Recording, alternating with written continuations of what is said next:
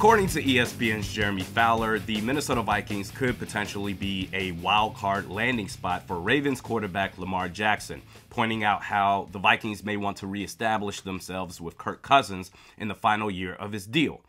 And I'll get to my personal take on this in just a minute, but first, I want to go over the layers and levels you have to go through in order to make this happen. And it's a lot. First off, before negotiating with Lamar, who's on the non-exclusive franchise tag, if you're Kevin O'Connell, you must first determine if you're willing to erase your playbook and start over from scratch, because with Lamar, you have to change up your whole offense. What works for Kirk Cousins, a pure pocket passer, does not work for Lamar Jackson. So you're going to have to implement RPOs, designed runs, bootlegs. And if you're okay with setting the system on fire after your first year as a head coach, okay, we can then move on to step 2, which is finding a trade partner for Kirk Cousins that Kirk Cousins is willing to waive his no trade clause for. The best chance, San Francisco, that's done and over with after they signed Sam Darnold. After that, I went up and down the rest of the teams in the league. 21 teams are set at quarterback. 3 to 4 teams are probably going to draft one. I got one team tanking for a quarterback in 2024. That's the Tampa Bay Buccaneers. One team in Tennessee that probably thinks that having Kirk Cousins over Ryan Tannehill is not going to make a difference in the postseason.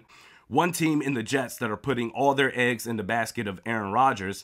And one team in Washington, which Kirk would never go back to anyway. That leaves 2 teams, Baltimore and New England. And I know that the Patriots, they have Mac Jones, but there's no way in hell that Belichick believes in him as the long-term solution at quarterback. And he has shown that he doesn't give a damn about cutting players. Greatest coach of all time, top 10 defense last year. I could see Kirk at least entertaining the thought of playing for the Patriots.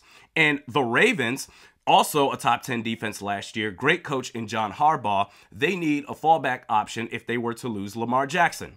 Not only do you have to find a trade partner for Kirk, but he has to agree to it. And I think with San Francisco out, the teams that he'd be down for, it's slim pickings, if any. But say, okay, you find a trade partner, he waives his no trade clause, you get it done. Great. Move on to step 3, negotiating with Lamar. Okay. Top 5 quarterback salaries for 2023. Number 1, Aaron Rodgers at $60 million. Tied for second and third is Daniel Jones and Deshaun Watson at $46 million. With that, you're looking at a starting point of about $50 million per, and you got to remember, you're going to have to eventually pay Justin Jefferson the Brinks truck, Christian Darrisaw, TJ Hawkinson. Do you think you can make that work along with paying Lamar Jackson too? And he agrees to it? Okay, move on to step 4, which is completely out of your control. Hoping the Ravens don't match that offer sheet, because if they do, you're SOL, and Nick Mullins is your starting quarterback. If the Ravens decide not to match, then the Vikings would forfeit 2 first-round picks because of that non-exclusive franchise tag. So just to recap, you have to change up your whole offense, get Kirk to agree to a trade, be willing to pay Lamar everything, and hope that the Ravens don't make you do all that work for nothing. Now, my personal take on it, Lamar Jackson, he's a human highlight reel. He'll end up on SportsCenter every Sunday, but I'm not interested for a few reasons. First off, he doesn't have the accuracy that Kirk has as a passer, which on the surface, I wouldn't care about. But Justin Jefferson, we got to make sure that he stays happy.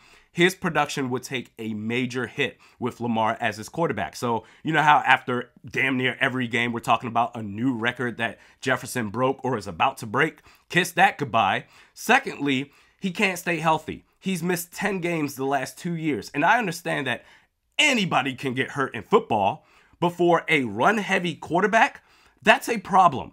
And lastly, we talk about Kirk Cousins and his inability to get things done in the playoffs. Well, we have to keep that same energy with Lamar Jackson, where he's 1-3 with a 56% completion rate, averaging just 225 yards per game, 3 touchdowns, 5 interceptions.